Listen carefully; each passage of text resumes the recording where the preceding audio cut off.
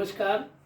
मैं राष्ट्रीय प्रस्तावना डिजिटल न्यूज़ चैनल से संजीव श्रीवास्तव समाज के विभिन्न लब्ध प्रतिष्ठित व्यक्तियों को मिलवाने की श्रृंखला में आज हम मिलवाने जा रहे हैं आपको देश के जाने माने आध्यात्मिक पुरुष भाग्योदय फाउंडेशन के अध्यक्ष राम महेश मिश्र जी से। आइए जानते हैं मिश्र जी के बारे में। मिश्र जी, राष्ट्रीय प्रस्तावना डिजिटल चैनल में आपका बहुत बहुत स्वागत है। अपने बारे में कुछ बताइए दर्शकों को हमारे। बहुत धन्यवाद।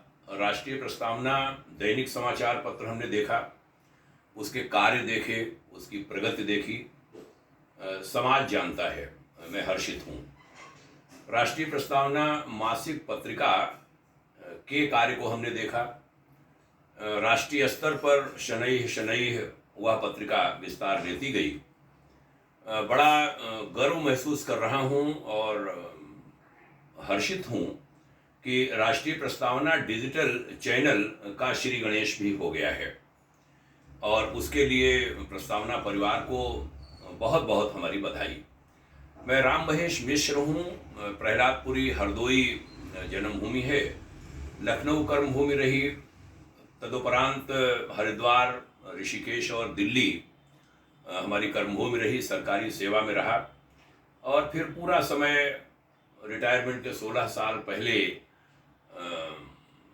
आध्यात्मिक क्षेत्र को देकर के मैं कार्यकर्ता बना। 35-36 बरस की आध्यात्मिक सामाजिक यात्रा है। वर्तमान में भाग्योदय फाउंडेशन का अध्यक्ष हूँ। हमारी संस्थापना है, दिल्ली मुख्यालय है, उत्तर प्रदेश की राजधानी लखनऊ और उत्तराखंड की राजधानी देहरादून में इसके कार्यालय हैं। विभिन्न सेवाएं हो रही हैं आध्यात्मिक सामाजिक क्षेत्र की। जी मिश्र जी, आजकल जो हमारे देश में त्रेता युग की जो फीलिंग कलयुग में आ रही है, अभी बहुत ही जल्द श्री रामलला प्राण प्रतिष्ठा समारोह हुआ। पूरे देश में राम नाम की गूंज है और ये गूंज विदेशों तक में जा रही। इस विषय पे आप कुछ प्रकाश डालिए। बड़ा अच्छा सवाल श्री संजीव श्रीवास्तव जी आपने किया है।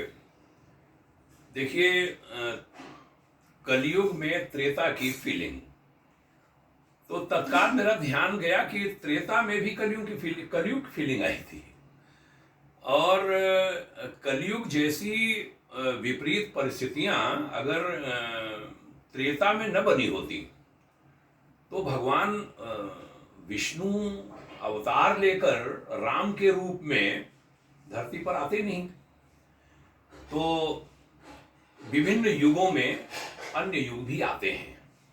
त्रेता में कलयुग आया था, उसको उन्होंने कलयुग को मार कर रावण जैसी सत्ता को परास्त क्या कहें, पूरा शमन कर, दमन नहीं कहूंगा, शमन किया था उन्होंने और फिर सतयुगी परिस्थितियां पैदा कर दी थी। कलयुग चौथा चरण युगों में कहा जाता है। कलयुग में त्रेता की फीलिंग वास्तव में बहुत सुंदर शब्द आपके मुख से निकले हैं। ये सच्चाई है कि पूरे विश्व में, भारत के कोने कोने में और जने जने में त्रेता का अनुभव हो रहा है कि त्रेता युग मानो आ गया है। अयोध्या को देखते हैं। अभी मैं पढ़ रहा था, शायद फरवरी में ही तो हुआ। हाँ, केवल फरवरी माह में, जनवरी में लोकार्पण होता है, प्राण प्रतिष्ठा होती है 22 जनवरी को।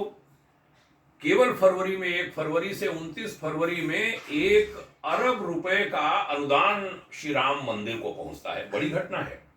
लोग कहते हैं रोजगार क्या हो गया। अरे मूर्खता की बात कर रहे हैं लोग। किसानों की ये जो बेल्ट है, मैं इस समय लखनऊ में आपके साथ बैठा हूं, लखनऊ से अयोध्या की बेल्ट में फूलों की खेती भारी संख्या में होने लगी है और बहुत सारे उसके पैमाने कहे जा सकते हैं रोजगार के, जो राम, केवल अयोध्या का राम मंदिर दे रहा है। तो वास्तव में त्रेता का अनुभव हो रहा है, त्रेता की जैसी परिस्थितियां। और उसके लिए मैं कहूँगा कि जो ये कर्मवीर हैं, उसके लिए मैं राष्ट्रीय स्वयंसेवक संघ को कहूँगा, विश्व हिंदू परिषद की भूमिका बहुत बड़ी रही है।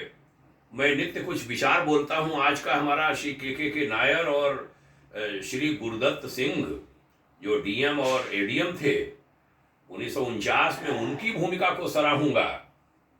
धन्यवाद भी दूंगा कि आयोजकों ने जो अभी 22 जनवरी का कार्यक्रम हुआ उसमें उन दोनों अधिकारियों की निमंत्रण पत्र पर फोटो छापी कि पहले कार सेवक शायद वो दोनों अधिकारी हुए थे जिन्होंने पंडित नेहरू बहुत कहते रहे, पंडित पंत को, पीएम साहब सीएम को कहते रहे मूर्ति हटवाओ, दोनों अधिकारी अड़ गए तो नहीं, मूर्ति नहीं हटेगी। तो उनको आज मैंने उस पर बोला है।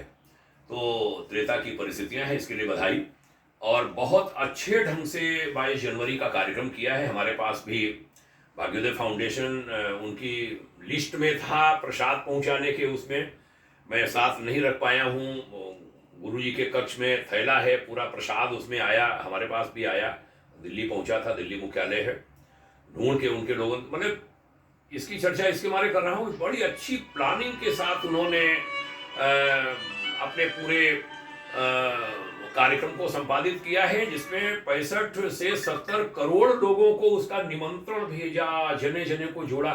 तो जो जन जन को जोड़ने का जो अभियान है उसके लिए जो न्यास है वहाँ का रामलला मंदिर न्यास, उसकी सराहना करनी पड़ेगी। उससे जुड़े सभी लोगों को बधाई, देशवासियों को बधाई कि ये जो हमारे त्रेता की फीलिंग करा रहे हैं उसमें जो भी लगे हैं, भगवान करे राष्ट्रीय प्रस्तावना परिवार भी उस त्रेता की फीलिंग ही नहीं, जो इस्टेब्लिशमेंट करना है, इस्टेब्लिश करना है, उसकी आगे की सारी परिस्थितियों को उसमें योगदान करे और उसका एक भारी हेतु बने, सेतु बने। ये मंगल कामना है राष्ट्रीय प्रस्तावना परिवार को हमारी। बहुत बहुत धन्यवाद।